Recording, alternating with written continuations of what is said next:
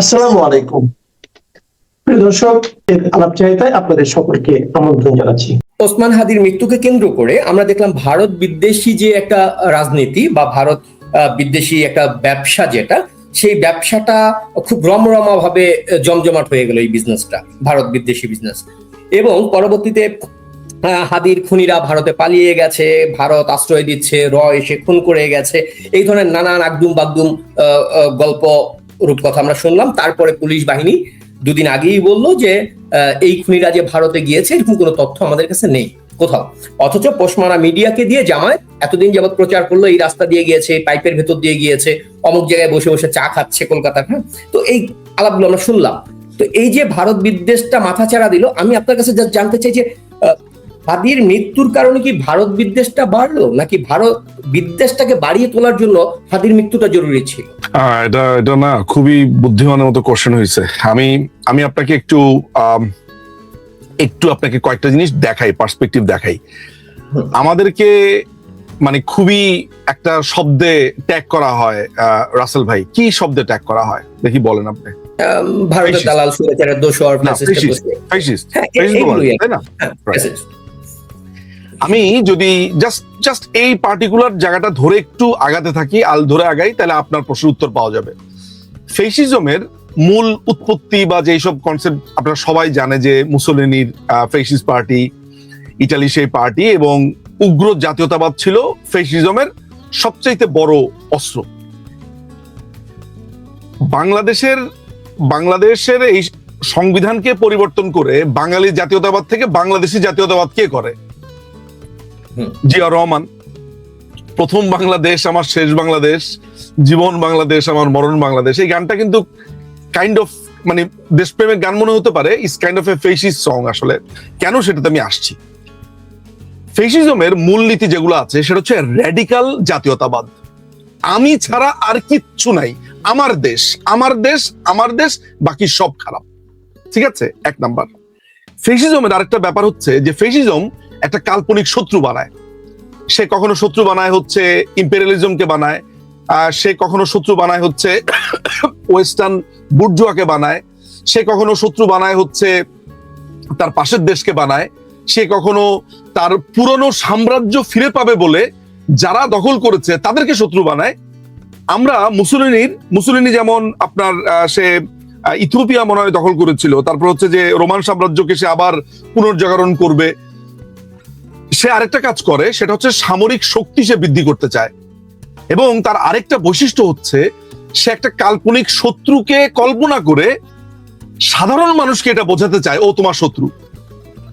এটা হিটলারের মধ্যে ছিল, এটা মুসোলিনির মধ্যে ছিল। এই যে এখন আমি কথাগুলো বললাম, এই কথাগুলো নিজুম মজুমদারের কথা না। কোনো মানুষ খালি বললেই হবে, এখন গুগলে গিয়ে বললেই হবে ফেসিজমের মূল নীতিগুলো কি কি, তাহলে আমার কথাগুলোই বের হয়ে আসবে। এখন হিটলার কি করেছে? হিটলার বলেছে যে ইহুদিরা সমস্যার মূলে, তাদেরকে নিধন করো, মারো, এবং জার্মান এগিয়ে যাবে, জার্মানের উপরে কিছু নাই, জার্মান খালি দখল করবে। এই তো হিটলার করেছে। মুসোলিনি এক কাজ করেছে, সেও এরকম আফ্রিকান কান্ট্রি দখল করেছে, আশেপাশের দেশগুলোকে সে দখল করে জাতীয়তাবাদ করে ভয়ঙ্কর অবস্থা করে ফেলেছে। সে যেটা করে, সে মনে করে যে তার সবচাইতে বড় শত্রু হচ্ছে প্রেস। সে প্রেসকে দমানোর চেষ্টা করে। সে যেটা করে, সে আবার নতুন করে তার সৈন্য সামন্ত বাড়াতে থাকে, সামরিক শক্তি বৃদ্ধি করে, এবং তার সবচাইতে যে জরুরি জিনিসটা সেটা হচ্ছে সেটা কাল্পনিক শত্রু তৈরি করে। আমাদের দেশে যা কিছু হচ্ছে আপনি এগুলোর সাথে মিল পান। ভারত, কথায় কথায় কথায় কথায় ভারতের আধিপত্য, ভারতের আধিপত্য। মায়ের পেট থেকে পড়ার পরে শুধু বাংলাতে কাচ্ছি। এরপরে মানে 3 বছর বয়স থেকে ইংরেজি ছিল আমার সেকেন্ড ল্যাঙ্গুয়েজ। প্যান্ট পরেছি, শার্ট পরেছি, স্যুট পরেছি, মুভি দেখেছি ইংরেজিতে, ইংরেজিতে একটু ভুলভাল কথা বললে সেটা নিয়ে অপমানের কোনো অন্ত ছিল না। আমার বাবা আমাদের 5 জন শিক্ষক রেখেছে ইংরেজির উপরে, কেউ ক্রিয়েটিভ রাইটিং শিখাতেন, কেউ এটা শিখাতেন। এই যে যদি আধিপত্য হয় তাহলে তো এই দেশে হচ্ছে মার্কিন ইঙ্গো আধিপত্য।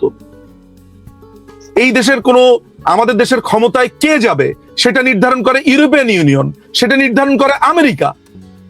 আমাদের দেশের ব্যবসা সমস্ত কিছু আরএমজি ইন্ডাস্ট্রি, রেডিমেড গার্মেন্ট যে আছে, আরএমজি, সমস্ত কিছু যায় হচ্ছে ইউরোপে।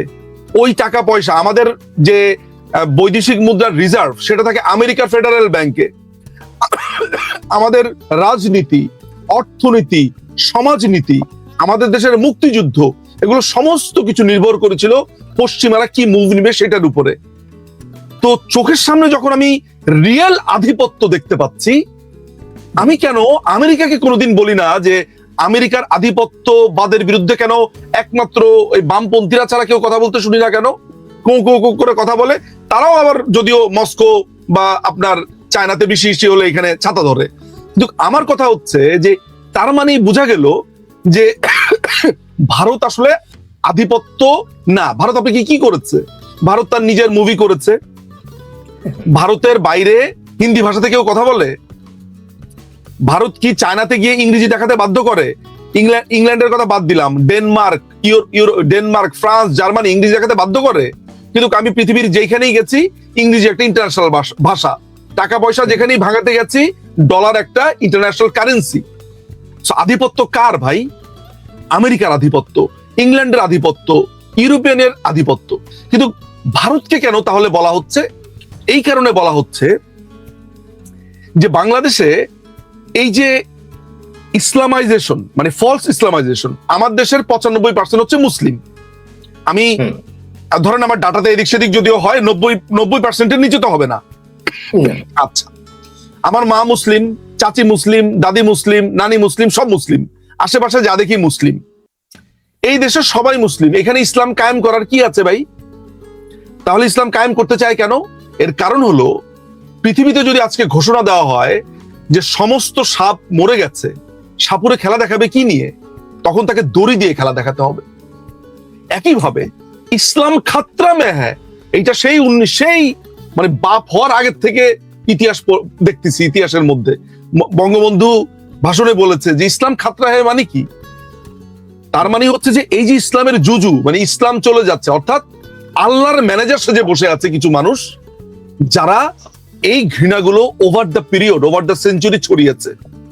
ভারত যদি আজকে সৌদি আরব হতো, তাহলে ওই ভারত যদি কিছু বলতো, ধরা যাক ভারতের কোনো বিএসএফ একটা লাথি মারলো কোনো গরু চোরা কারবারিকে, আপনার কি গল্প শুনতেন জানেন? এত মিষ্টি লাথি রাসেল ভাই, বিশ্বাস করেন ওই জায়গাটা মনে হয় আমার জান্নাতে চলে যাবে। সৌদি আরবের একজনকে বলতে শুনেছি যে নবীর দেশের লোকেরা তোমাকে নির্যাতন করেছে একটু, এটা নিয়ে এত বিচার দেওয়ার কি আছে? তুমি তো অটোমেটিক চাল চালায় বেসতে যাবা, কারণ নবীর দেশের লোকেরা তোমারে মারছে। শোনেন ভাই, আমার এই কথাগুলো ফান মনে হতে পারে, সার্কাজম মনে হতে পারে, this is the reality. December Inqilab মঞ্চের মুখপাত্র ওসমান হাদির মৃত্যুর খবর ঘোষণার পরই শুরু হয়ে যায় তাণ্ডব। ওই রাতে দেশের দুটি সংবাদপত্র ডেইলি স্টার ও প্রথম আলো কার্যালয়ে যখন দুর্বৃত্তরা আগুন দেয়, তখনও পত্রিকা দুটির ভেতরে অনেক কর্মী কাজ করছিলেন। এর মধ্যে ডেইলি স্টার ভবনে দেওয়া আগুন ছিল ভয়াবহ।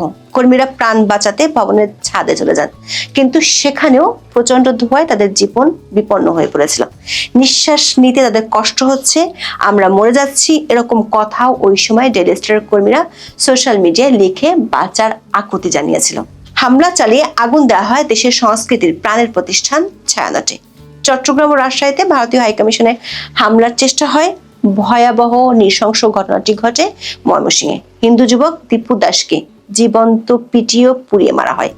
ওই রাতে ভয়াবহ এই তাণ্ডব লীলার মধ্যে সরকার ও প্রশাসনের নীরব বাঁশি বাজানোর ভূমিকা ছিল সবচেয়ে দৃষ্টিকটু। সরকারের মিত্ররা সরাসরি বলছেন এই হামলাগুলো ছিল পুরোপুরি পরিকল্পিত, আর এতে ছিল সরকার একটি অংশের সংশ্লিষ্টতা। দৈনিক প্রথম আলো ডেইলি স্টারের উপর আক্রমণের প্রতিবাদে 22 ডিসেম্বর রাজধানীর সোনারগাঁও হোটেলে মব ভায়োলেন্সে আক্রান্ত বাংলাদেশ শীর্ষক এক প্রতিবাদ সভা অনুষ্ঠিত হয়। সেখানে এনসিপির আহ্বায়ক নাহিদ ইসলাম বোমা ফাটিয়েছেন। তিনি বলেছেন, খুব বেশি মানুষ, কয়েক হাজার মানুষ গিয়ে এটা ঘটিয়েছে এরকম না, ফলে পুরো ঘটনাটাই পরিকল্পিত ছিল। শরীফ ওসমান হাদির একটা অ্যাক্সিডেন্ট হতে পারে এবং হওয়ার পরে কি কি হতে পারে এবং কে কে ঘটনা ঘটানো হবে, এটার একটা চক্রান্ত পরিকল্পনা আগে থেকেই তৈরি হয়েছে। নাহিদ ইসলাম বলেছেন, এই হামলা, ভাঙচুর, লুটপাট ও অগ্নিসংযোগ ঘটনার পেছনে সরকারের একটি অংশের সংশ্লিষ্টতা রয়েছে। তিনি দাবি করেছেন এই সংশ্লিষ্টতা ছাড়াও সমাজে এটার পক্ষে সম্মতি তৈরি করা হয়েছে অনেক দিন ধরেই এবং এটার সঙ্গে রাজনৈতিক ব্যাকআপও আছে।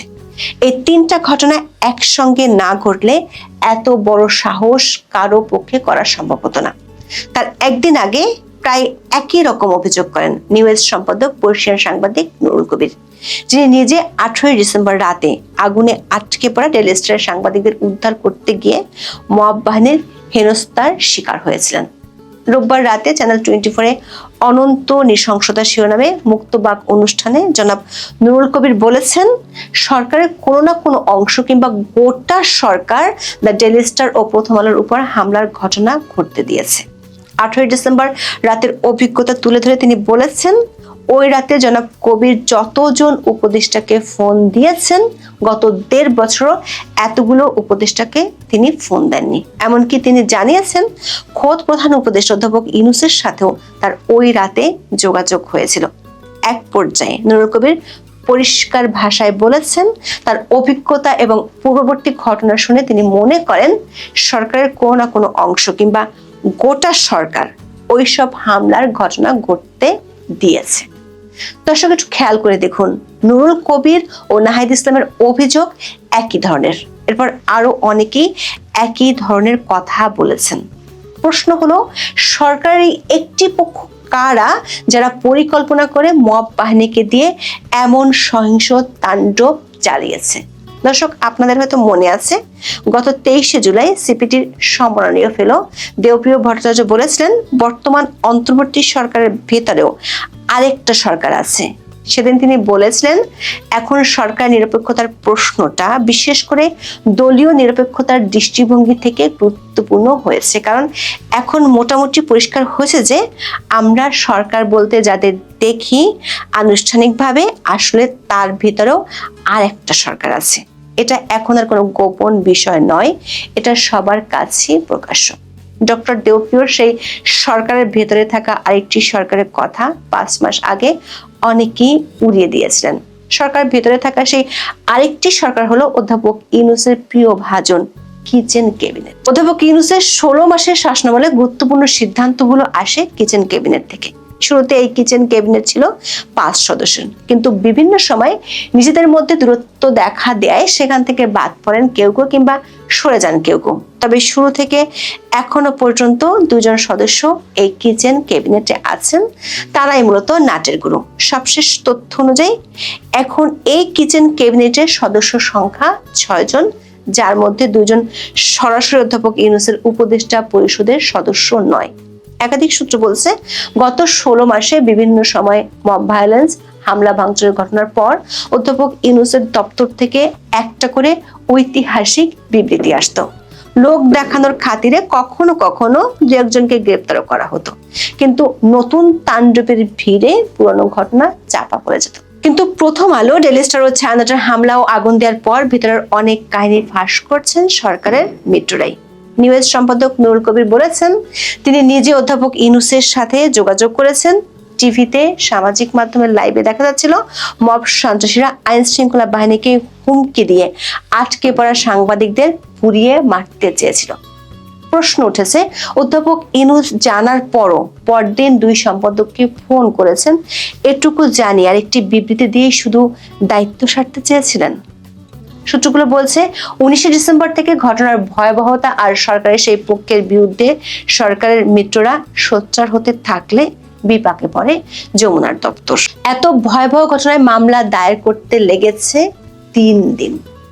লাইভে হামলা ও ভাঙচুরের ঘটনা দেখা গেলেও আসামিদের নাম যেন এজাহারে না আসে, সে চেষ্টায় প্রাথমিকভাবে সফল সরকারের সেই পক্ষটি। প্রথম আলো, ডেইলি স্টার কিংবা ছায়ানট সবার মামলাতেই আসামি সব অজ্ঞাতনামা। সূত্রগুলো বলছে, এখনো পর্যন্ত এই 3টি ঘটনায় প্রায় 40 জনের মতো গ্রেপ্তার হয়েছে, কিন্তু নাম না থাকায় পরিকল্পনাকারী আর উস্কানিদাতারা থেকে যাবে ধরা ছোঁয়ার বাইরে। বিশেষ করে কিচেন ক্যাবিনেটের চেষ্টা ছিল ভারত বিরোধী মনোভাবের বিষয়টিকে সামনে এনে পরিস্থিতিকে অন্যদিকে ঘুরিয়ে দেয়। এ নিয়ে আন্তর্জাতিক মহল থেকে এরই মধ্যে বেশ চাপ এসে পড়েছে যমুনার তীরে।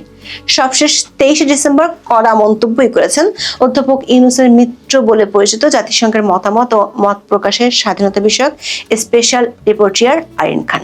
জাতিসংঘের মানবাধিকার বিষয়ক হাই কমিশনার দপ্তরের ওয়েবসাইটে প্রকাশিত এক সংবাদ বিজ্ঞপ্তিতে আরিন খান বলেছেন, এই মব আক্রমণগুলো হাওয়া থেকে ঘটেনি, বরং বিচারহীনতা দূর করা এবং সংবাদ মাধ্যম ও শিল্প সাহিত্যের স্বাধীনতা বজায় রাখতে অন্তর্বর্তী সরকারের ব্যর্থতার কারণে এগুলো ঘটেছে।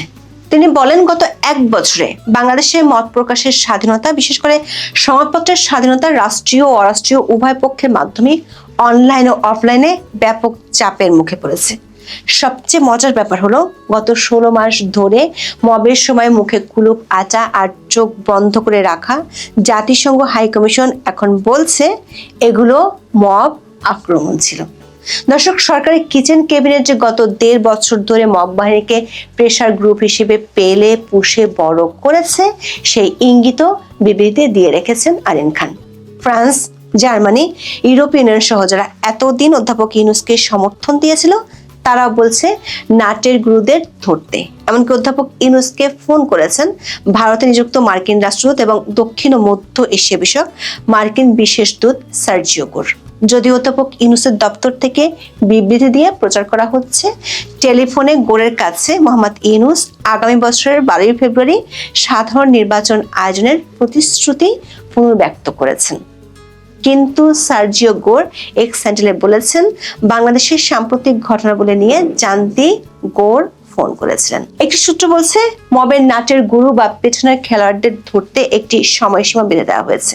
ময়মনসিংহে হিন্দু যুবক দীপু দাসের উপর যে বিভৎসতা আর নৃশংসতা হয়েছে তা নিয়ে অনেক দেশের পার্লামেন্টে এর মধ্যে আলোচনা হয়েছে। অধ্যাপক ইউনূস দায়িত্ব নেওয়ার পর থেকে সংখ্যালঘুদের উপর নির্যাতনের বিষয়টি বিভিন্ন সময় প্রকাশ্যে আসে, যদিও তার দপ্তর থেকে এসব অভিযোগ অস্বীকার করা হয়। কিন্তু দীপু দাসের উপর হওয়া নৃশংস ঘটনার ভিডিও বিশ্বব্যাপী ছড়িয়ে পড়ার পর সরকারের উপর চাপ বাড়ছে। 23 ডিসেম্বর সরকারের শিক্ষা উপদেষ্টা ও সরকার সমর্থক কয়েকটি এনজিও দীপু দাসের বাড়িতে গিয়ে ড্যামেজ কন্ট্রোলের চেষ্টা করলেও এই ঘটনায় দৃশ্যমান রেজাল্ট চেয়েছে আন্তর্জাতিক কয়েকটি পক্ষ। এত বড় নৃশংস ঘটনার পরও অধ্যাপক ইউনূস কিংবা স্বরাষ্ট্র উপদেষ্টা এখনো দীপু দাসের পরিবারের কাছে না যাওয়ায় সমালোচনা আরো বাড়ছে। দর্শক, দেশীয় আন্তর্জাতিক চাপ বাড়লেও বসে নেই সরকারের সেই পক্ষটি যারা পর্দার আড়াল থেকে খেলছেন বলে অভিযোগ করেছেন সরকারের মিত্ররাই। জনপরিসরে আলোচনার মোড় অন্যদিকে ঘোরাতে ব্যস্ত তারা। সামাজিক মাধ্যমে সারাদিন ছড়িয়ে দেওয়া হয় স্বরাষ্ট্র সহ একাধিক উপদেষ্টার কপাল পুড়ছে, যদিও মন্ত্রিপরিষদ সচিব বলেছেন উপদেষ্টা পরিষদের রদবদলের কোনো খবর তার কাছে নেই। প্রশ্ন হলো, সরকারের ভিতরে থাকা সেই আরেক সরকার যেটি অধ্যাপক ইউনূসের কাছে কিচেন ক্যাবিনেট, তাকে কি আদৌ অধ্যাপক ইউনূস দমাবেন বা লাগাম টেনে ধরবেন? সেটি কি অধ্যাপক ইউনূসের পক্ষে সম্ভব? যদি সেটি না হয়, তাহলে কি প্রধান নির্বাচন কমিশনারের আশঙ্কার মতো আরো অনেক কিছু ঘটবে? প্রধান নির্বাচন commissioner AMM Nasir Uddin 23 December সকালে রাজধানীর আগারগাঁও নির্বাচন ভবনের অডিটোরিয়ামে জিসিএসপি, বিভাগীয় কমিশনার ও আঞ্চলিক নির্বাচন কর্মকর্তাদের সঙ্গে মতবিনিময় সভায় ভয়ঙ্কর এক আশঙ্কার কথা বলেছেন। ময়মনসিংহে হিন্দু যুবক দীপু দাস হত্যার ঘটনা উল্লেখ করে তিনি বলেন, ময়মনসিংহে একজন হিন্দু যুবককে পুড়িয়ে মারা হয়েছে। এ ধরনের ঘটনা অনেক হওয়ার সম্ভাবনা রয়েছে। এ ধরনের ঘটনা যেন না ঘটে সে ব্যবস্থা নিতে হবে। সাম্প্রদায়িক সম্প্রীতি যেন ঠিক থাকে তা নিশ্চিত করতে হবে। প্রশ্ন হলো, সরকার একটি পক্ষের নীতি যদি হয় সর্প হইয়া দংশন করো আর ওজা হইয়া ঝাড়ো, তাহলে সিসির আশঙ্কাকে প্রতিহত করবে কে? এখন এই পর্যন্ত, সবাই ভালো থাকুন।